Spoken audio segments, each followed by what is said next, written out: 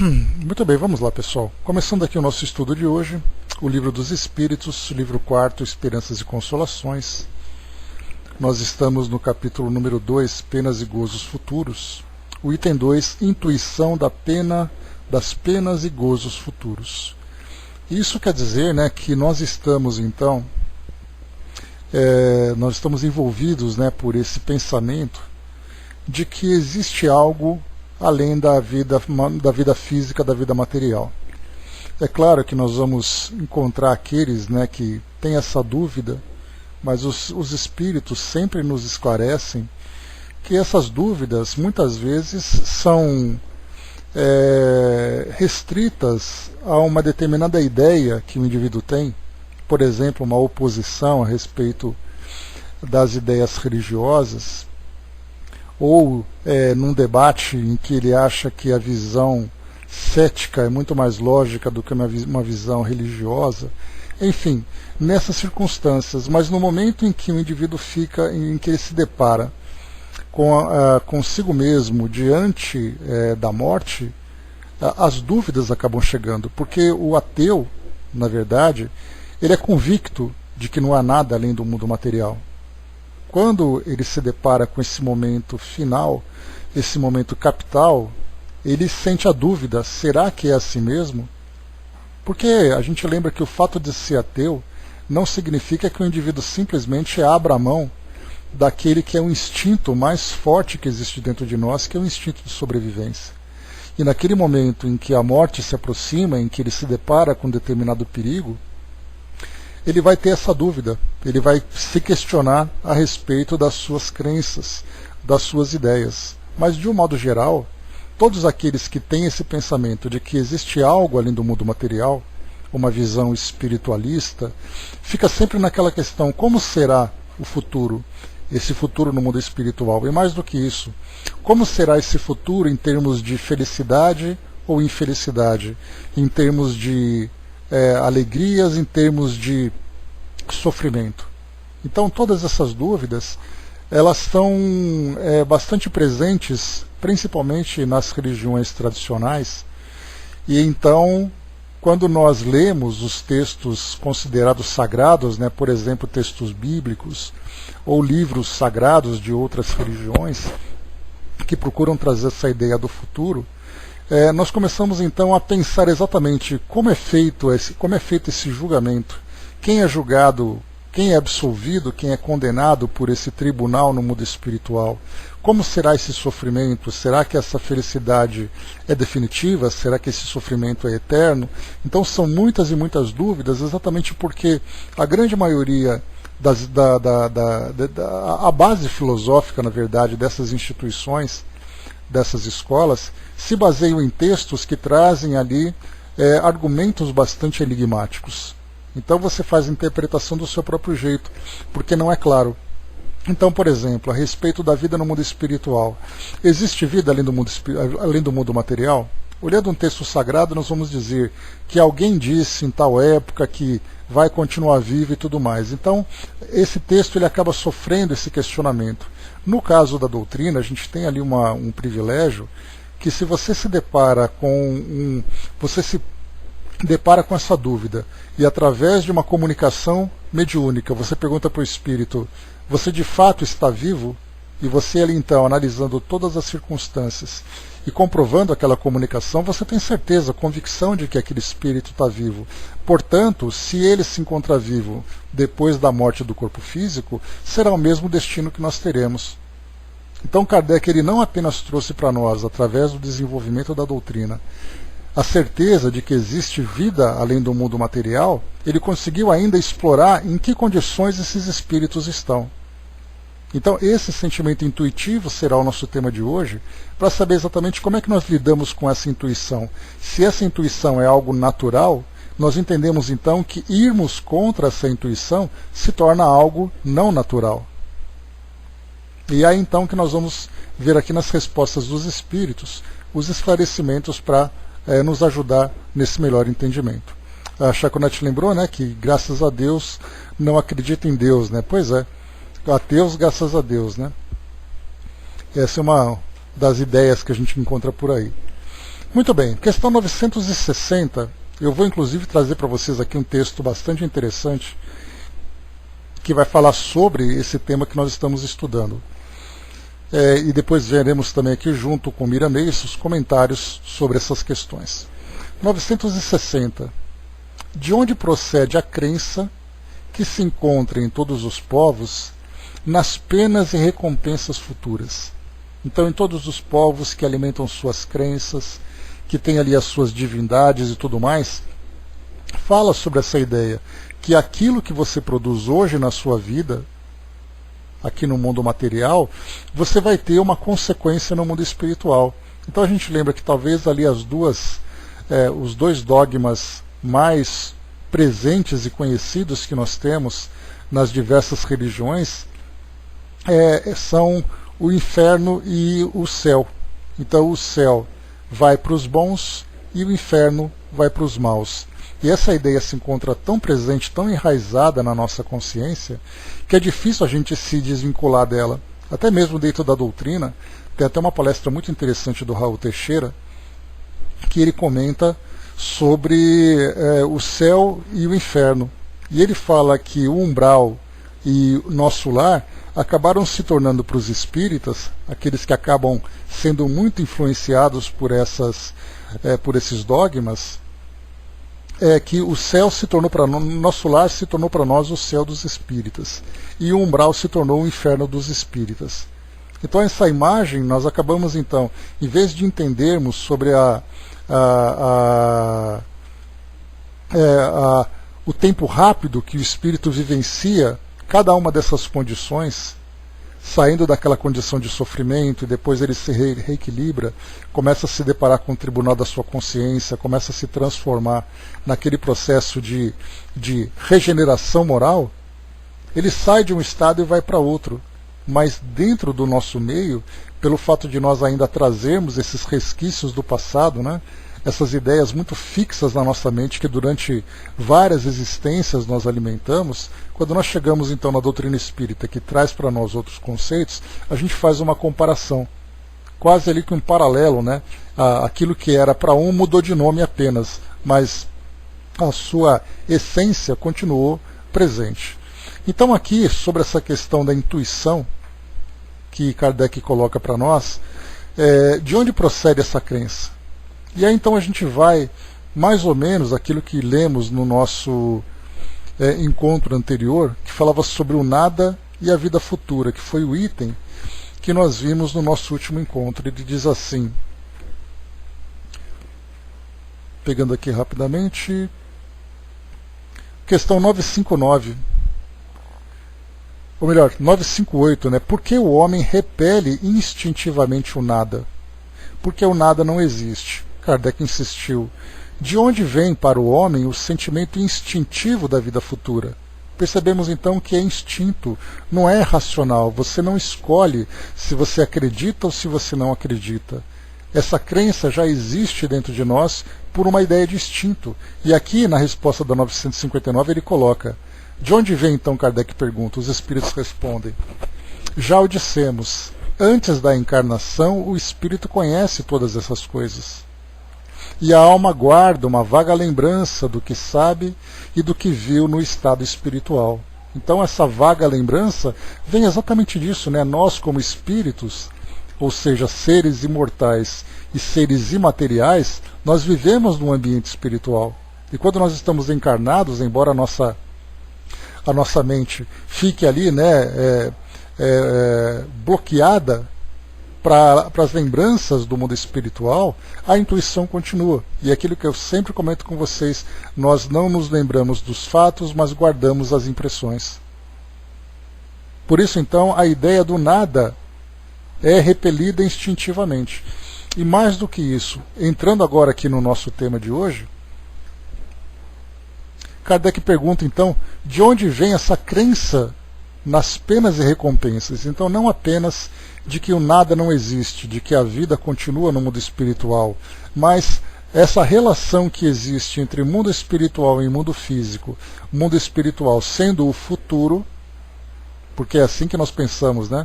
Nós não lembramos do passado, então nós pensamos como será daqui para frente, e não pensamos daqui para trás, lembrando que nós viemos do mundo espiritual.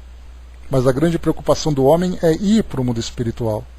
Tanto é assim que nós vemos nas bases das religiões tradicionais, como por exemplo o catolicismo, as religiões evangélicas, né? Principalmente essas que são aqui influentes no mundo ocidental, nós vemos que ninguém pensa de onde o espírito vem. Para uns, ele é criado no momento do nascimento. Para outros, ele é criado no mundo espiritual e imediatamente é reencarnado.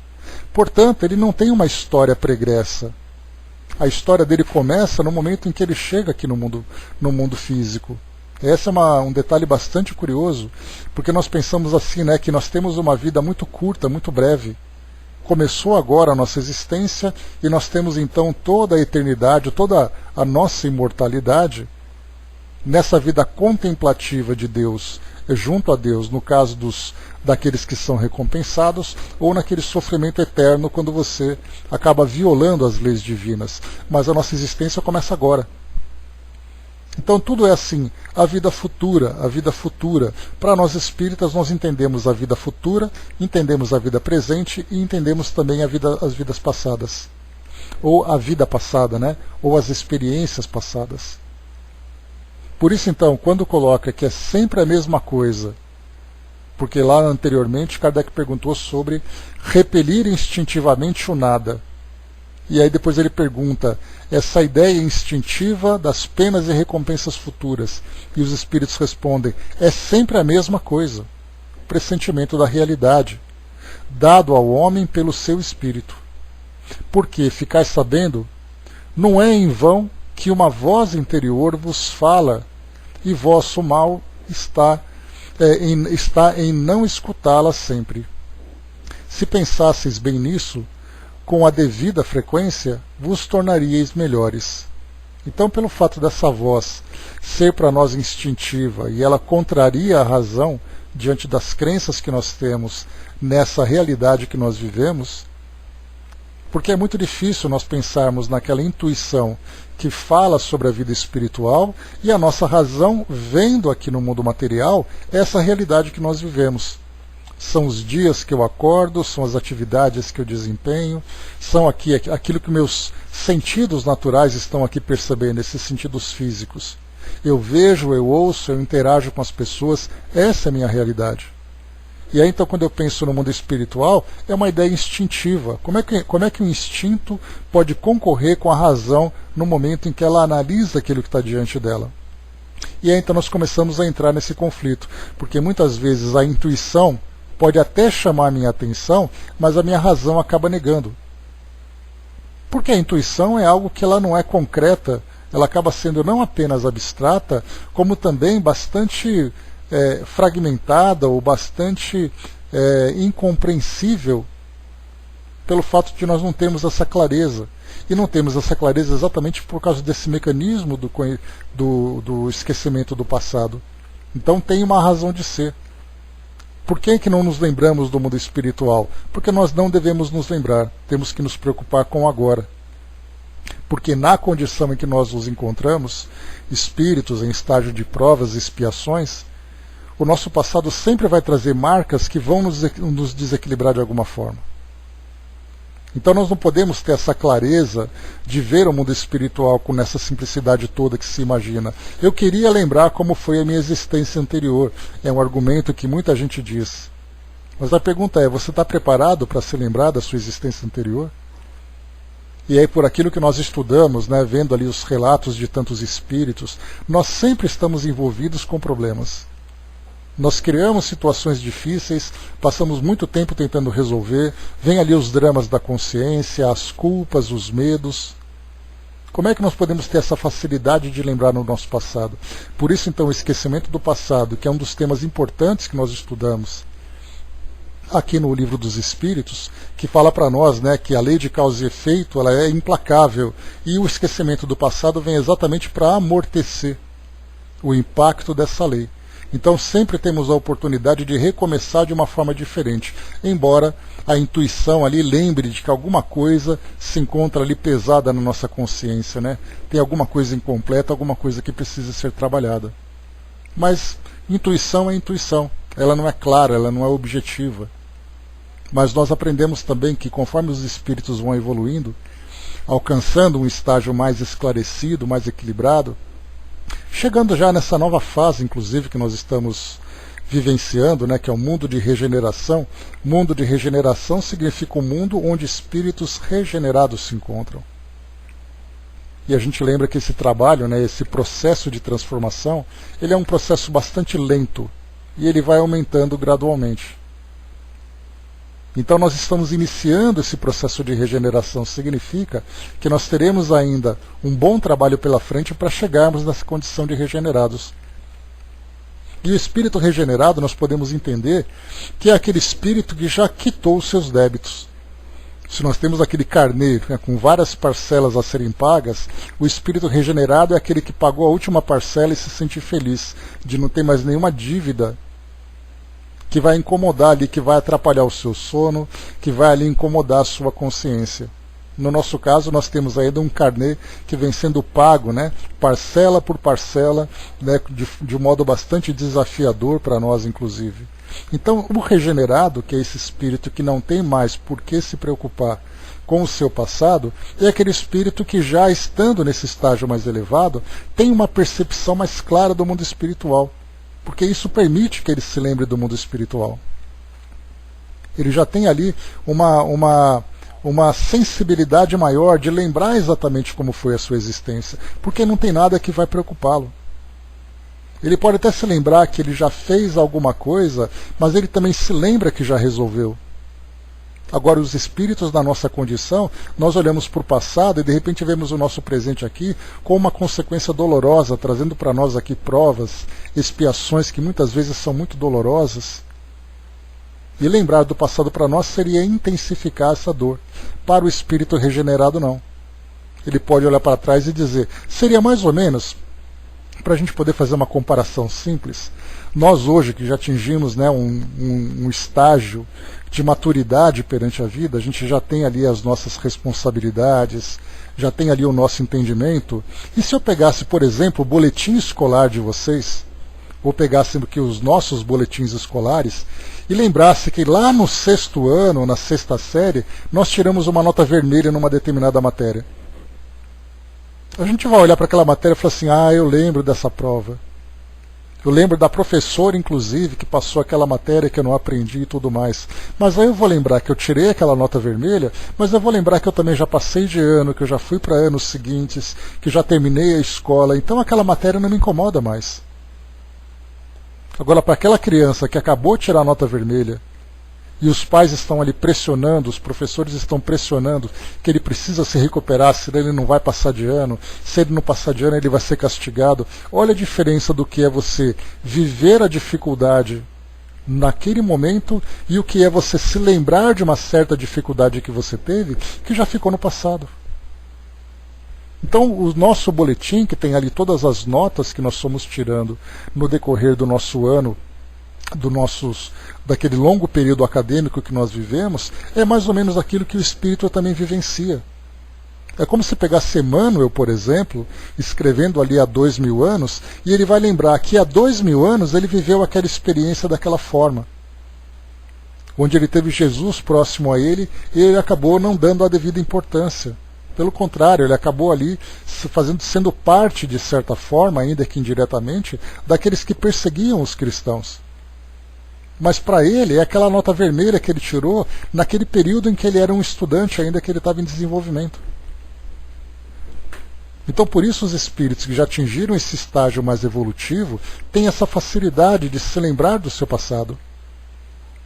Enquanto nós não, nós temos esse bloqueio do nosso passado exatamente para que nós tenhamos liberdade para dar sequência na nossa evolução. Então vamos lá, vamos em frente. Vocês estão me ouvindo, né? Me dá um ok, por favor? Todo mundo quietinho aí?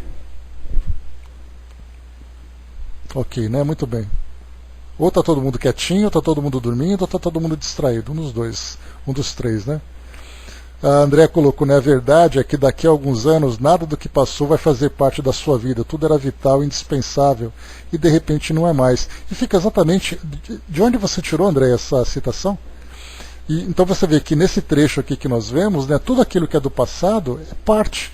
E a própria Joana de Ângeles, ela diz para nós assim, né, que nós devemos lembrar do passado como sendo degraus, os primeiros degraus da nossa ascensão.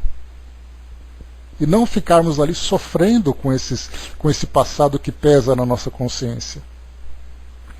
Didima colocou, né, como Emmanuel trabalha com o seu passado, demonstra que já superou. Exatamente, Didima. Então, quer dizer, você se lembra daquele fato dizendo, realmente foi assim naquela época.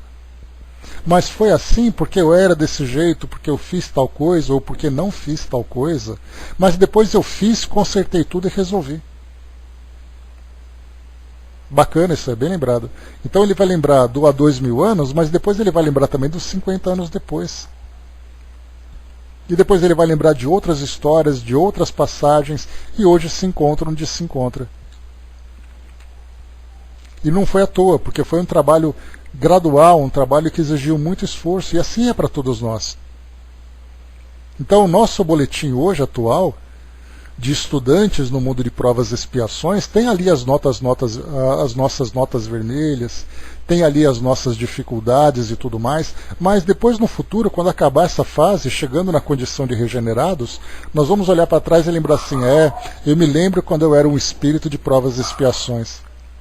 Eu lembro que eu dei umas vaciladas em algumas coisas, lembro que eu fiz tal coisa. Então, tudo isso eu falo para vocês que lembrar do passado para nós espíritas é algo natural. Consequentemente, lembrar do futuro também o é. Mas para a grande maioria das pessoas, o passado não tem esse significado que tem para nós, porque o passado não existe. Todos eles foram criados dentro de suas concepções, criados recentemente, e só tem o futuro pela frente. E esse futuro que vem do nada, né? Ou seja, você está vivendo agora e toda a sua eternidade depende do que você faz agora. E não que vem como aquela somatória de experiências que vão trazendo para nós ali resultados positivos e negativos e, ao mesmo tempo, oportunidade de reparação. Cindizinha colocou, engraçado é que a gente tem a ilusão de que se soubéssemos do passado, resolveríamos de forma mais fácil os problemas dessa existência, né? É mais ou menos a mesma coisa, Cindizinha, de você dizer assim, se eu pudesse voltar no tempo, eu faria diferente. Só que, na verdade, né, como eu sempre lembro para vocês, bom dia, Regina, se nós pudéssemos voltar no tempo, nós voltaríamos sem o aprendizado que nós temos hoje. Ou seja, nós encontraríamos uma situação parecida e cometeríamos os mesmos erros. Porque não dá para você voltar no tempo sem você também esquecer aquilo que você aprendeu agora. Então nós cometeríamos as mesmas coisas, faríamos os mesmos erros, né?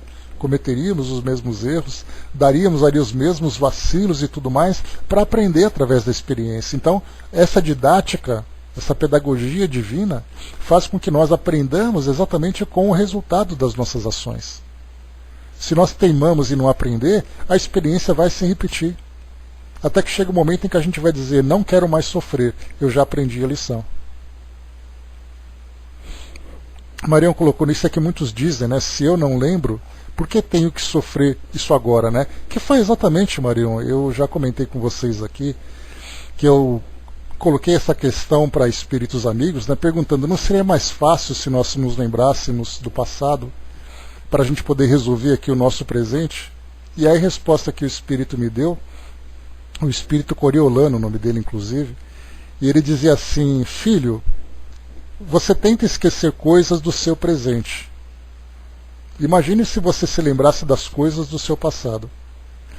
Né? Então ele diz assim, mais ou menos com essas palavras, né? Se nós queremos esquecer as coisas que nós fizemos na atualidade, lembrar assim, se eu pudesse esquecer aquilo que eu fiz na minha juventude, que eu fiz nos meus tempos presentes, né? Alguma coisa que eu cometi assim de erro que acaba pesando na minha consciência, e fala assim, imagina se você se lembrasse também das coisas do seu passado.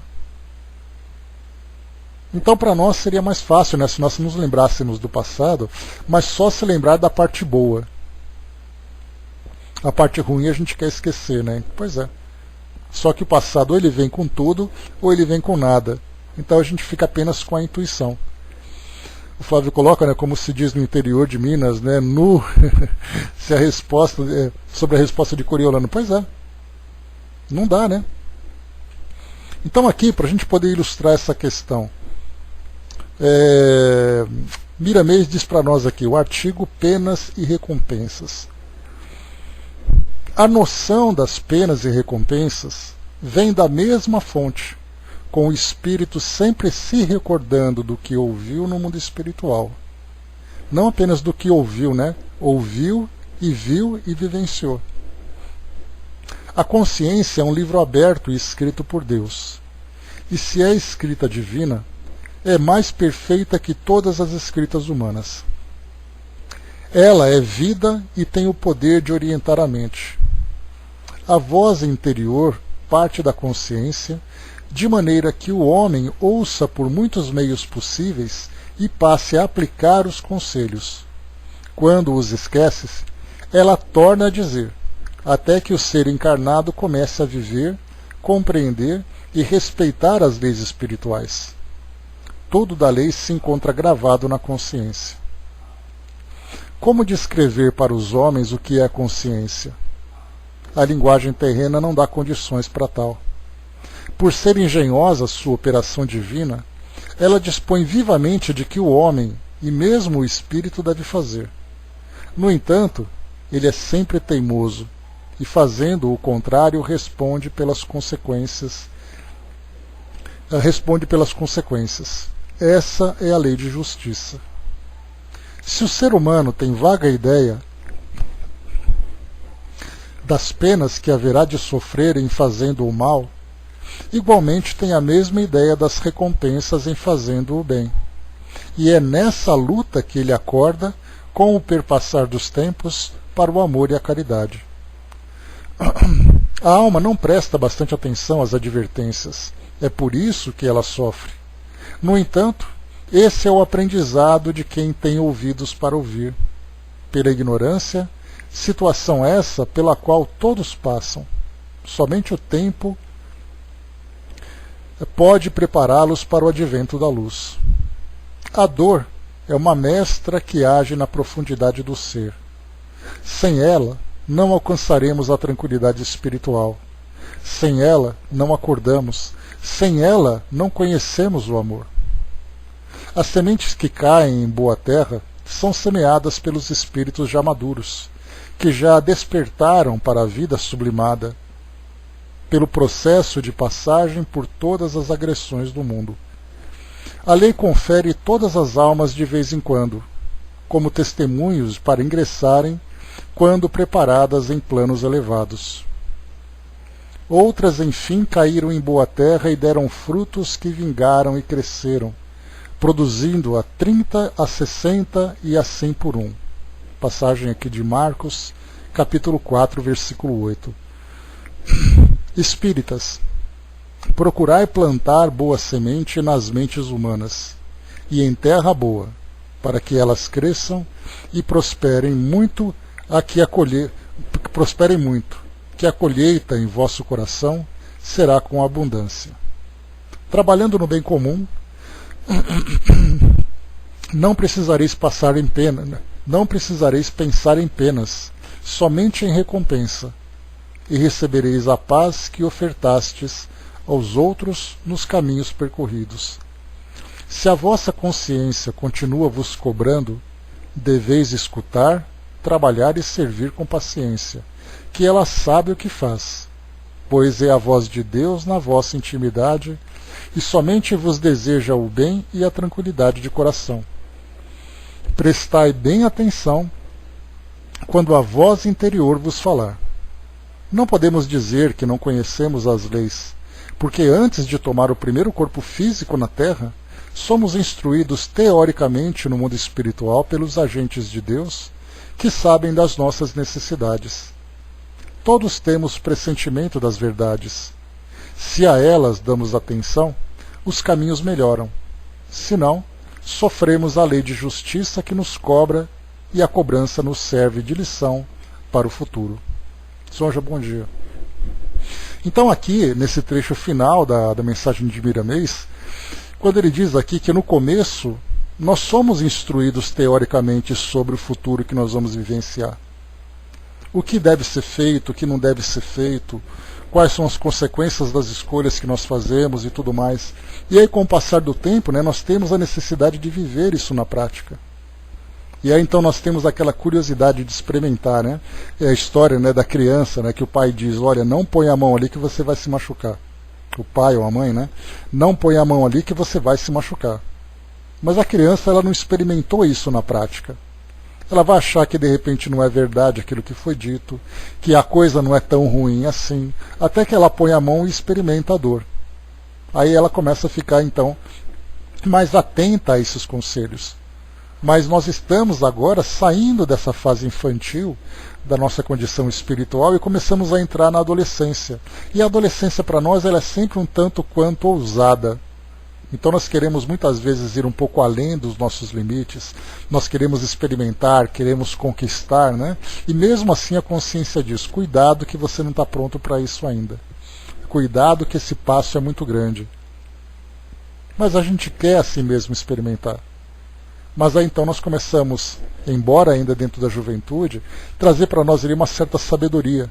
E essa sabedoria começa então a fazer com que nós percebamos as coisas. Nós aprendemos que não precisamos viver na prática uma determinada experiência para aprender o resultado negativo dela. Nós já olhamos e dizemos, eu sei que se eu fizer isso eu vou me dar mal. Isso é errado. Então a consciência já começa a dizer para nós aquilo que é certo e o que é errado. Nós já temos essa capacidade de discernimento. Só caímos então nessas mesmas ciladas que nós criamos se nós tivermos uma tendência ainda muito forte para aquele tipo de comportamento. Cidizinha colocou aí, vem aquela frase que você sempre fala, né? Os ingênuos aprendem, pois é. Os ingênuos só aprendem com os próprios erros. Os arrogantes não aprendem nem mesmo com os próprios erros. E só os sábios aprendem com os erros dos outros. Então essa sabedoria vai despertando para nós gradualmente, até o momento em que a gente começa a perceber, bom, eu não preciso fazer isso, porque eu estou vendo o mundo sofrendo. Eu vejo as pessoas, quando se fala, por exemplo, em termos de relacionamentos afetivos, nós temos exemplos incontáveis sobre o que é as pessoas não se respeitarem, não respeitarem aqueles com quem eles compartilham suas vidas. O que vai acontecer se um indivíduo fizer tal coisa errada dentro do relacionamento? Vai sofrer. Ele vai sofrer, vai fazer o outro sofrer, ele vai ter que trabalhar depois por essa reparação. Por que faz então? O sábio vai dizer, olha, eu gostaria muito. Eu tenho uma vontade assim quase que incontida de me envolver com aquela pessoa, de me envolver com aquela situação. Mas eu sei que não posso, não devo e não quero. E aí é a força íntima de cada um. Porque o mundo está mostrando para nós todos os exemplos e situações. Nós saímos dessa parte afetiva, entramos na parte da nossa saúde. O quanto nós destruímos a nossa saúde por causa do nosso comportamento, quantas pessoas tomam remédio, quantas pessoas vão para hospitais, quantas pessoas desencarnam por causa dessa falta de cuidado. Para que eu tenho que vivenciar a mesma coisa se eu estou vendo as coisas acontecerem? Então essa sabedoria me permite olhar para o mundo como esse grande laboratório e analisar teoricamente os resultados do que viver isso na prática. E a mesma coisa acontece, a gente lembra que o mundo não é toda desgraça. Eu vou lembrar também daqueles que são felizes. Se eu quero, por exemplo, pensar em alguém que é bem sucedido profissionalmente, eu vou inicialmente analisar as condições que ele vivenciou para chegar naquela condição. Que foi o estudo, que foi o trabalho, que foi o esforço, a dedicação. Aquele que consegue viver aquela paz interior, aquela tranquilidade de consciência, o que ele fez para vivenciar isso? Ele seguiu as leis, essas leis morais que regem a nossa existência. Então é tudo uma questão de comportamento, é tudo uma questão de análise. Namone colocou, infelizmente estamos mais para arrogantes do que para ingênuos. Pois é, mas a gente tem a opção de mudar. Porque isso não é algo que nasce dentro de nós, isso na verdade é a nossa consciência que vai se transformando. Tatiana colocou: o animalismo predomina na parte afetiva para a maioria das pessoas. É esse estágio que é evolutivo que nós estamos agora. Imaginário, bom dia. Por isso que nós falamos, né, que nesse período, nessa fase de provas e expiações, nós ainda temos essa teimosia. Então a tendência, sem dúvida nenhuma, ela é algo muito marcante, muito presente em nós. Mas ao mesmo tempo nós temos também o despertar da nossa consciência, que faz o seu contrapeso. Você tem a vontade de fazer, você tem a tendência de fazer, mas a sua razão te dá ali a capacidade de você analisar as consequências daquilo que você faz. Então eu quero, mas eu não posso. O que eu quero é esse instinto animalista. Eu não posso é a consciência que está dizendo. Cada um dá vazão àquilo que acha mais valioso. E essa imaturidade espiritual é exatamente ali o elemento que nos leva a essa condição de sofrimento. Cidizinha colocou, né? Não posso, não devo, não quero. Né? Às vezes em todas as situações, não só no que diz respeito aos relacionamentos. Né? A gente até sabe que não pode, não deve, mas lá no fundo quer e se compraz. Né? Daí as complicações. Então nós sabemos das consequências, é uma questão de opção. Eu sei de tudo isso e quero fazer. Então você sabe qual é o preço que tem que cobrar. E mais do que isso ainda, né, essa incompreensão sobre o futuro, porque existe a intuição, mas não existe a convicção. É o que nós vemos, por exemplo, né, basta nós olharmos nesse cenário político-econômico que nós estamos vivendo, a grande maioria dos indivíduos que estão envolvidos nessas situações problemáticas, eles têm as suas crenças religiosas, eles vão aos seus cultos, eles vão às suas missas, e mesmo assim eles agem aqui no mundo material como se não tivesse consequência no futuro. Então é algo até oposto, né? Você vive a religiosidade num aspecto da sua personalidade, mas você não vive a sua realidade no seu cotidiano. Por isso que eu sempre falo para vocês, nós temos essa dupla personalidade, aquela que é uma personalidade voltada para o espiritual e a personalidade voltada para o material. E nós só teremos equilíbrio quando conseguirmos juntarmos essas duas, porque você abraça uma filosofia e você vivencia a filosofia. Não é algo separado, em que você vive uma coisa de um lado e você vive diferente do outro. Essa incoerência acaba fazendo com que hajam esses choques daquilo que você acredita e daquilo que você faz. Quando houver ali um alinhamento daquilo que você deseja e daquilo que você é, aí sim você consegue alcançar a verdadeira felicidade. O próximo item, vamos lá, questão número 961, diz aqui para nós. No momento da morte, qual o sentimento que domina a maioria dos homens? A dúvida, o medo ou a esperança?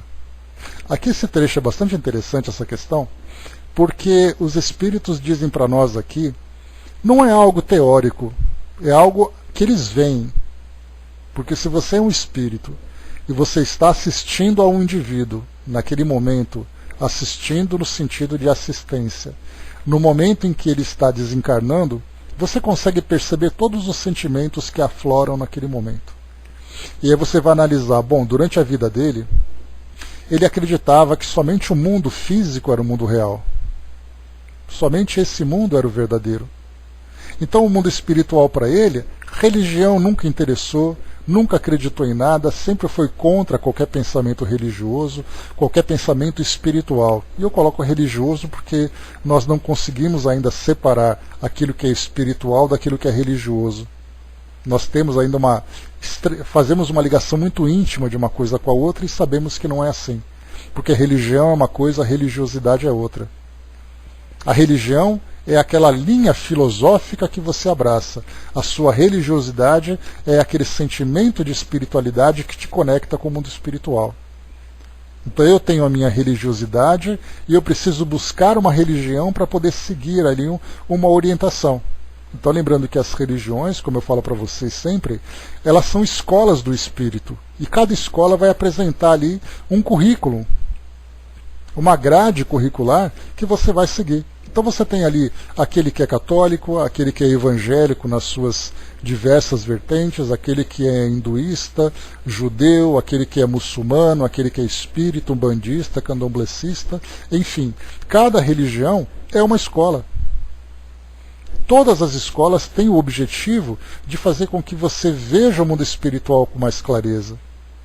Só que nós lembramos, pelo fato das religiões serem instituições criadas pelos encarnados, pelos seres humanos, nós vamos dar ali, claro, sempre, né, o nosso toque pessoal, em que as minhas verdades vão prevalecer. Por isso que existe a diferença entre religião, que são as instituições humanas com a finalidade de fazer com que nós aprendamos sobre esse aspecto espiritual, e existe a religiosidade, que é um instinto natural que nos leva para o mundo espiritual. E você viver apenas a religiosidade seria como se você vivesse de uma forma autônoma. E nós aqui encarnados, nós não temos ainda essa capacidade de viver a autonomia. De dizer assim, eu sou um indivíduo, eu sou um espírito e eu me conecto com o mundo espiritual, independente de qualquer crença que possa me oferecer. Nós precisamos disso, nós precisamos do sagrado aqui entre nós precisamos do ambiente sagrado, dos símbolos. Mesmo nós que somos espíritas, que é uma filosofia que não adota nenhum tipo de símbolo, hierarquia, local sagrado, nós não conseguimos ainda separar isso. E para muitos, a mais difícil das religiões ou filosofias espiritualistas é exatamente a doutrina espírita. Porque ela não tem sacerdócio, ela não tem rituais, você vive de uma forma independente, mas sendo constantemente instruído sobre essa realidade. Então muitas pessoas que vêm para a doutrina espírita falam, olha, eu gosto, mas eu não consigo, porque eu preciso da missa, eu preciso do culto, eu preciso falar com o sacerdote. Tanto é assim que muitos palestrantes, para muitos espíritas, são considerados sacerdotes, são considerados mentores espirituais. Então por isso nós lembramos sempre, né, quando nós falamos sobre a nossa religiosidade, é esse instinto natural que nos conecta com o mundo espiritual. Mas há aqueles que vivem de um modo simplesmente voltados para o mundo material. Ele não se preocupa se é verdade ou se é mentira, ele vive a realidade. Mas no momento em que vai chegando esse momento da morte, conforme essa questão vai colocando para nós, vem aquela dúvida, e agora? O que vem depois? O que será que eu vou encontrar? Será que eu vou sofrer? Será que eu não vou sofrer? Será que eu vou perder tudo? O medo do nada, né? Porque o nada talvez seja ali o elemento mais pavoroso para o ser humano. Nós precisamos saber o que vem depois do próximo passo. E a morte talvez seja para nós o passo mais importante e mais temido, porque nós não sabemos o que tem do outro lado. Não sabemos no sentido global, porque o objetivo da doutrina espírita é exatamente isso, dizer para você, olha, o próximo passo que você vai dar, você tem essas possibilidades. E você vai encontrar exatamente aquilo com que você mais se afiniza, de acordo com suas escolhas, de acordo com suas convicções, de acordo com suas atitudes. Mas aqui em especial, lembrando que no item anterior que nós estamos estudando, que falava sobre o nada, aqui esse nada entra exatamente nessa questão. Aquele que acredita no nada, no momento da morte, qual é exatamente a reação dele?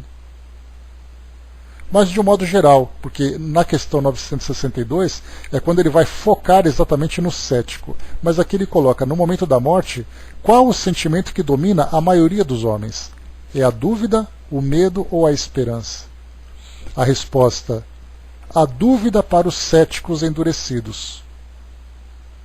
O medo para os culpados. A esperança para os homens de bem. Então são três sentimentos que são bem diferentes. E não significa que necessariamente você vai ter um ou outro. Você pode ter todos ao mesmo tempo. Porque você pode ter esperança de acordo com o modo que você viveu ali, construindo, vivendo com seus valores bem desenvolvidos, você ter a consciência tranquila pelo bem que você fez. sabendo que a sua consciência não te cobra nada, você tem a esperança daquele futuro mais feliz. Mas ao mesmo tempo você tem ali a dúvida, será que é assim mesmo? E depois vem o medo, né? Mas e se não for assim? O que será que vai acontecer comigo? Então são vários sentimentos que são presentes aqui no nosso meio, e é muito interessante que quando nós falamos desse livro aqui, que traz para nós essas questões, ele apresentava esses argumentos para pessoas que não tinham ouvido falar do mundo espiritual.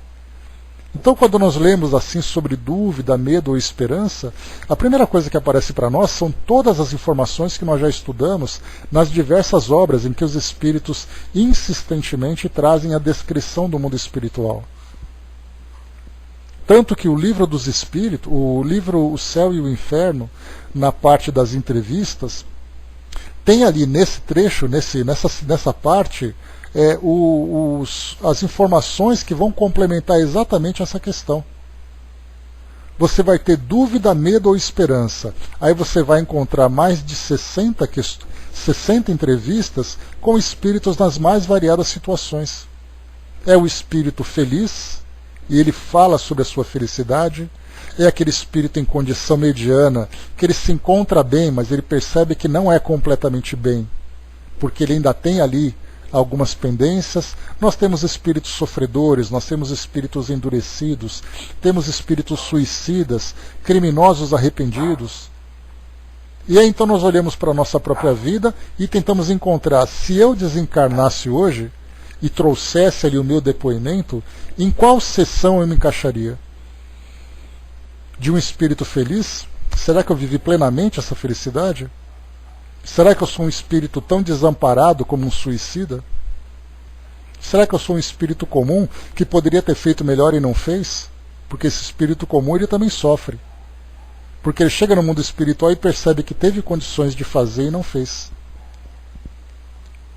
Então todas essas três questões são muito presentes para cada tipo de espírito. Vamos para Miramês.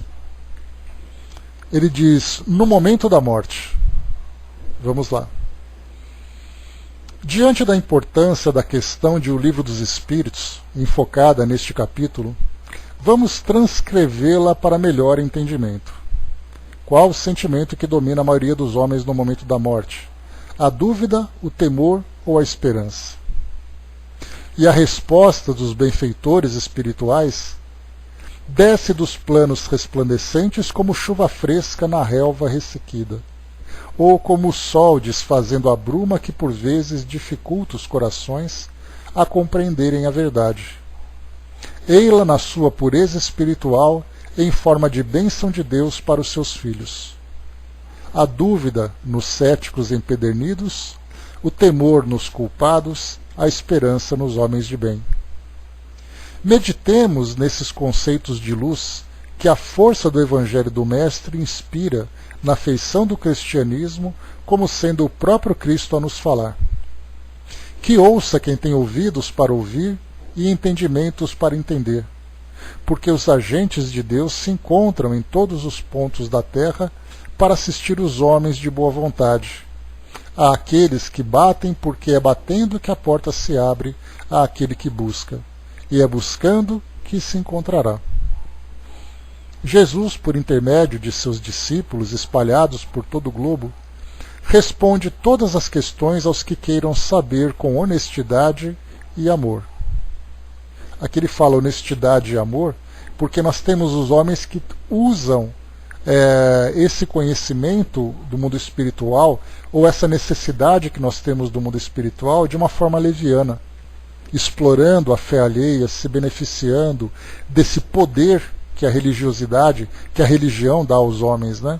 Então ele fala que queiram saber com honestidade e amor.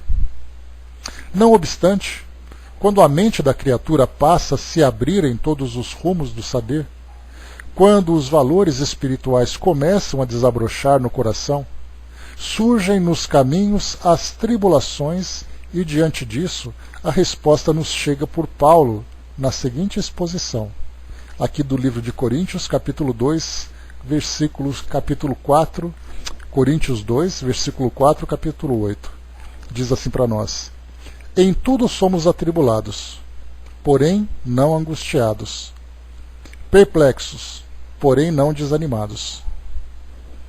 Em geral, somos casas velhas com necessidades de serem derrubadas, construindo-se nova moradia.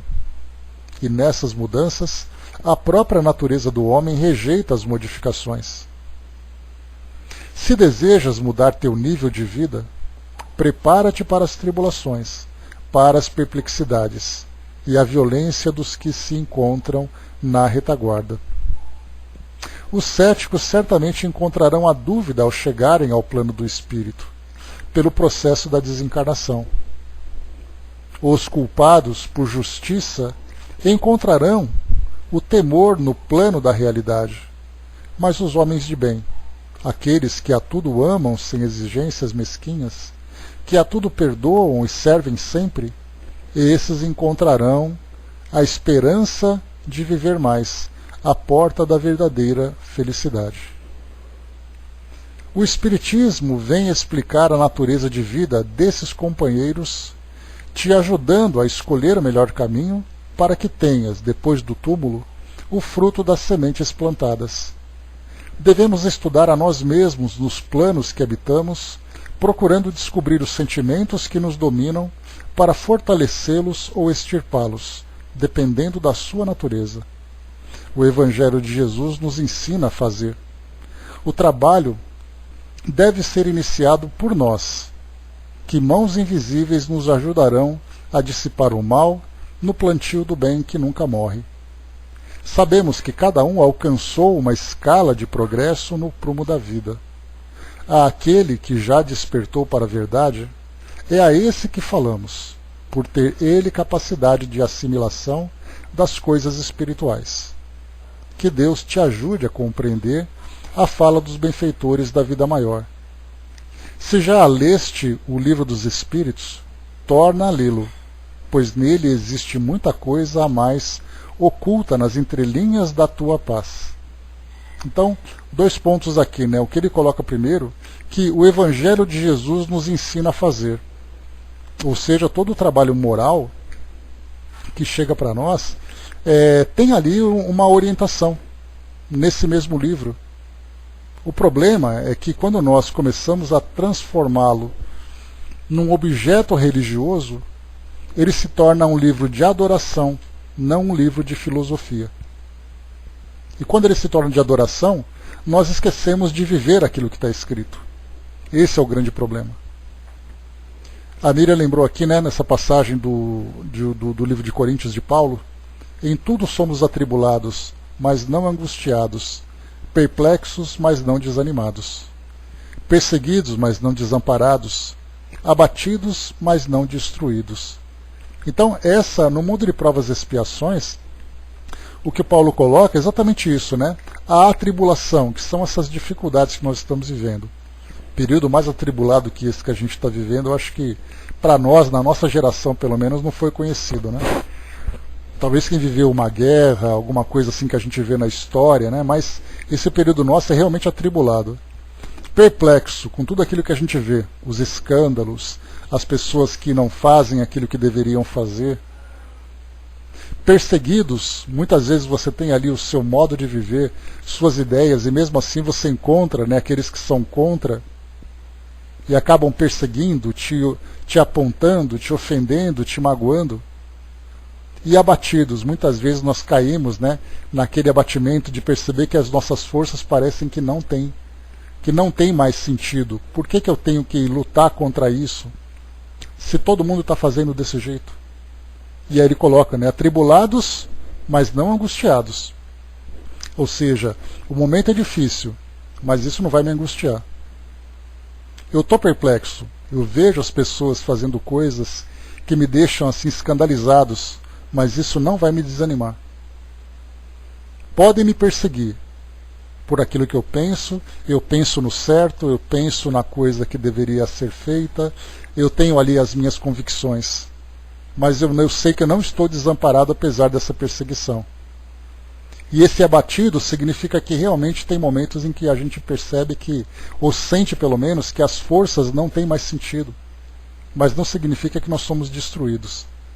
Então, tem sentido muito profundo essa colocação de Paulo para nós, porque mostra exatamente que essa visão do futuro, essa visão espiritual que nós temos, ela é muito mais ampla e nós percebemos então que esse momento que nós estamos vivendo é parte de um processo de crescimento, de desenvolvimento.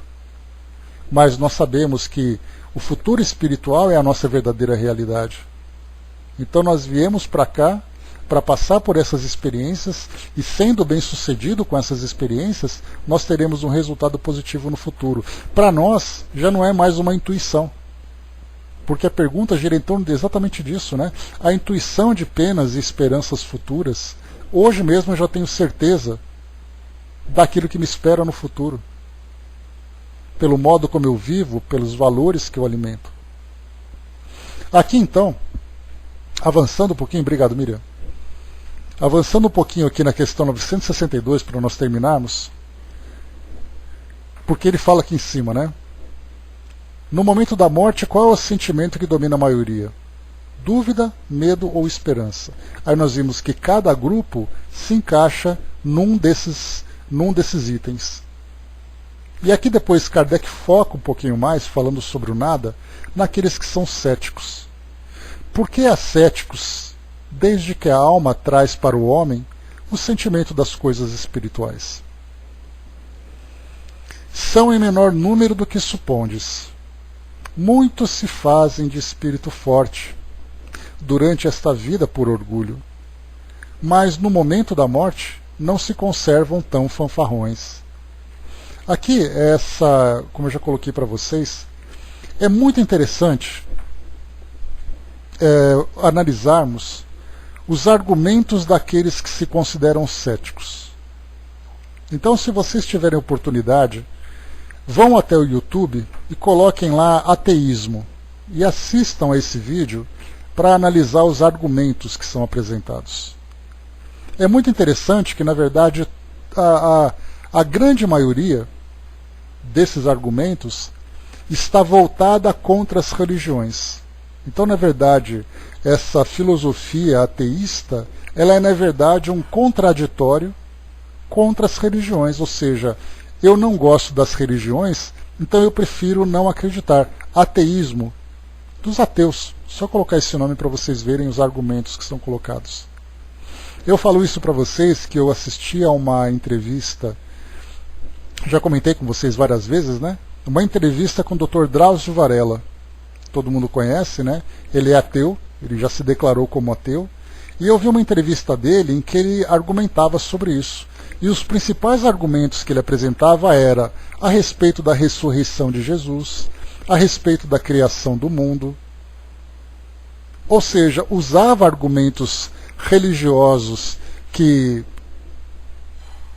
não têm fundamento científico, vamos dizer assim, para poder embasar a descrença que tem no mundo espiritual. Então, na verdade, nós percebemos que aqueles que são ateus, eles não olham para cima no sentido espiritual.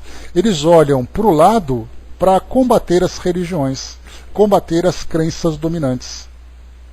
Eu não acredito em Deus porque aquele padre fez não sei o quê, porque aquele pastor, porque aquele médium, porque aquela igreja é muito rica. Percebe que os argumentos são sempre horizontais. Ele procura, no mundo material, uma explicação para justificar a sua descrença naquilo que é vertical. E essa verticalidade é uma intuição, é algo intuitivo que faz com que ele se conecte com sua realidade espiritual, porque ele veio do mundo espiritual. E ele traz essa intuição, mas ele, quando chega aqui no mundo físico, ele começa a olhar para o lado, para perceber aqueles com quem ele não concorda. E aí então ele vai olhar para o comportamento dos homens, tanto dentro das religiões como fora. Né? Um dos argumentos que eu vi num vídeo que eu assisti era: onde está Deus que não acaba com as guerras, que não acaba com a miséria? Onde está Deus, por exemplo, nesse momento, que permite que uma pandemia mate tantas pessoas? sem compreender exatamente o sentido de nós estarmos aqui encarnados e percebermos que grande parte dessas mazelas que nós estamos vivendo, fora daquilo que é uma mazela natural, que para nós também é enigmática, né? Pensarmos num furacão, pensarmos num terremoto. Furacão ele pode até justificar, dizendo que é a mudança climática e coisa e tal, mas um terremoto você não tem uma causa e que o homem tem o poder de provocar um terremoto. Então isso para nós, quando os espíritos falam sobre, né, a lei da destruição, que esses flagelos naturais têm exatamente o objetivo de despertar a humanidade para sentimentos mais nobres, sentimentos de fraternidade, mas tirando isso, tudo aquilo é causado pelo próprio homem.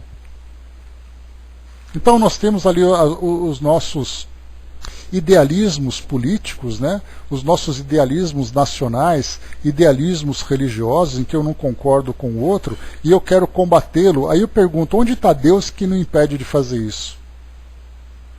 Se o principal sentimento que deve unir os homens é o sentimento de fraternidade, quando os homens deixam de cultivar a fraternidade, transforma em guerra.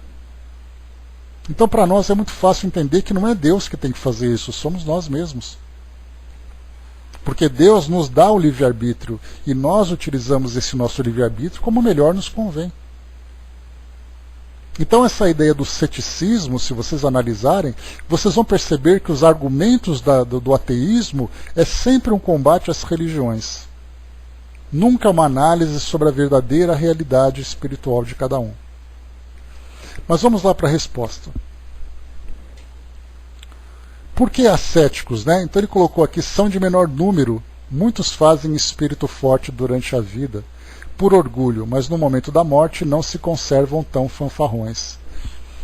Vou ler rapidinho aqui o comentário de Kardec, depois eu vou ler uma notícia que eu acho muito interessante.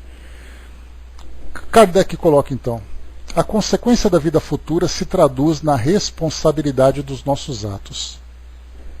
Consequência da vida futura se traduz na responsabilidade dos nossos atos. Se nós temos responsabilidade, nós podemos prever o futuro que nos aguarda.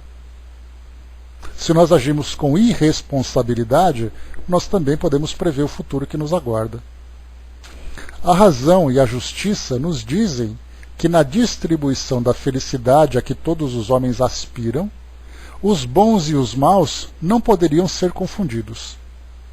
Deus não pode querer que uns gozem dos bens sem trabalho e outros só o alcancem com esforço e perseverança. A ideia de que Deus nos dá, de sua justiça e de sua bondade, pela sabedoria de suas leis, não nos permite crer que o justo e o mal estejam aos seus olhos no mesmo plano, nem duvidar de que não recebam algum dia uma recompensa, um a recompensa e o outro o castigo pelo bem e o mal que tiverem feito. É por isso que o sentimento inato da justiça nos dá a intuição das penas e das recompensas futuras. Tudo se resume então nesse sentimento inato do certo e do errado, do bom e do mal. Deixa eu ver aqui, Miramês. Tá, aqui não vai dar tempo de eu ler Miramês, mas eu vou ler o artigo para vocês. Eu achei bem interessante. O artigo se chama, né, bem conectado com essa resposta dos espíritos. É uma notícia que foi publicada no site jornalibia.com.br. Nunca vi ateu em leito de morte, o médico diz. No Hospital São Francisco da Santa Casa de Porto Alegre, são realizadas pesquisas relacionando a fé e a cura. O Hospital São Francisco, um dos 7 que compõem o complexo da Santa Casa de Porto Alegre, é dirigido pelo médico cardiologista e escritor Fernando Lucchesi. Em 48 anos de profissão, ele já realizou mais de 100 transplantes cardíacos, além de milhares de outras cirurgias. Um dos temas em que é considerado autoridade é a relação da fé com a cura. Lucchesi recebeu o IBA, revelou a origem da sua curiosidade sobre o tema, seus estudos e muitos milagres, entre aspas, presenciados. Confira os principais trechos. Ele coloca, vou pegar aqui a parte mais interessante para nós, né, porque ele trata aqui de vários outros temas. Ele fala aqui sobre a origem da curiosidade dele e tudo mais, né?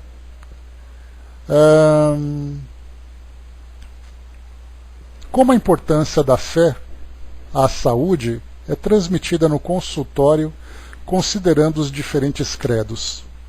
É uma abordagem supra-religiosa. Então percebe que ele fala sobre a fé, sobre a espiritualidade, como sendo algo supra-religioso, além das religiões. Quando um paciente vem operar comigo, eu sempre pergunto se tem alguma religião ou fé. A maior parte responde que já esteve em seu pastor, padre ou centro espírita. Eles já vêm prontos porque são cirurgias de risco. Doutor, nem me fale nisso, sou agnóstico. É raro, né? Ele colocou entre aspas aqui, né? Então é muito raro alguém dizer isso no momento em que você vai operar o coração, por exemplo. Houve até um caso que antes da cirurgia a pessoa avisou que não queria nenhum envolvimento religioso. A operação ocorreu bem. E já no quarto houve uma arritmia. Ele se apavorou, me chamou e entregou um papel com o nome de uma pessoa. Era um pastor. Eu nunca vi ateu em leito de morte, mas na hora do acerto de contas, o sujeito volta atrás e acredita em algo. Então, esse é o trechinho que eu queria trazer para vocês dessa entrevista, que era um pouco longa, né? Mas que é bem interessante de ser observada nesse sentido, né? Porque a gente sempre tem aquele ditado dizendo, né, que você não encontra ateu dentro de uma trincheira, né? A hora que a guerra está acontecendo, ele vai dizer, ai Deus, me ajuda. E aqui nós falamos de uma experiência real de um cardiologista em que você não vê alguém simplesmente se colocando como ateu no momento em que vai operar ali o coração, né, em que a vida está em risco. Claro que há aqueles que resistem e tudo mais, né, mas nesse momento em que a coisa complica, em que você pensa na sua família, em que você pensa no seu futuro e tudo mais, você quer se apegar a alguma coisa. Nem que seja você chamar Deus de sorte, você quer se apegar na sorte, né? Eu vou colocar na lista para vocês, Cindizinha. Amanhã eu vou publicar lá, vocês vão ficar sabendo. Então eu separei porque ele é bem interessante aqui. Então, não tem jeito, né, Andréia? Mas enfim, então aqui nessa questão, nós analisamos aqui essas respostas falando sobre a intuição das penas e gozos futuros, ou seja, aquilo que nós temos então, aquilo que nós vivemos hoje. E quando se fala em penas e gozos futuros, a gente pode ir até um pouco mais além. É você pensar na consequência do erro lá no futuro e a consequência do bem que você faz. Porque a gente lembra que fazer o bem pelo simples fazer o bem, sabendo que é sempre sacrificante você fazer o bem, diante de um mundo com tanto egoísmo, então você faz o bem pensando assim, bom, se eu morrer amanhã, eu vou morrer com a consciência tranquila, porque eu fiz o bem. Ou então aquele que é culpado vai dizer assim, eu tenho medo de morrer, porque eu não sei o que vai acontecer comigo. Ou seja, é o senso de justiça que fala desse futuro espiritual para todos nós, trazendo essa ideia das penas e gozos futuros. Ou seja, daquela felicidade ou da infelicidade de cada um, de acordo com a vida que cada um levou. No momento da morte, né, a gente já ouviu várias histórias em pessoas que pensam assim, né, eu tenho medo de morrer porque eu não fui uma pessoa tão boa assim. Reze por mim, para que Deus me perdoe por tudo aquilo que eu fiz. Porque ele já começa a ficar com medo daquilo que vai acontecer. Ele não sabe o que, porque aí vai depender de cada imagem, de cada texto que foi transmitido para ele, né? E aí então ele vai formar na mente dele uma imagem do mundo espiritual. Mas a gente vê exatamente essa realidade. A Dídima colocou, né, as leis estão escritas em nossa consciência, né, mas aquela mais profunda a gente desconhece, né, é apenas uma intuição que vai marcando para todos nós, né. Essa consciência profunda tem que ser cutucada, despertada por uma circunstância, uma dor, uma dificuldade qualquer, e de fato por isso que é colocado que a dor é uma grande mestra para todos nós, né? Então é isso, meus amigos. Encerrando por aqui o nosso estudo de hoje, no nosso próximo encontro, nós veremos o item número 3, intervenção de Deus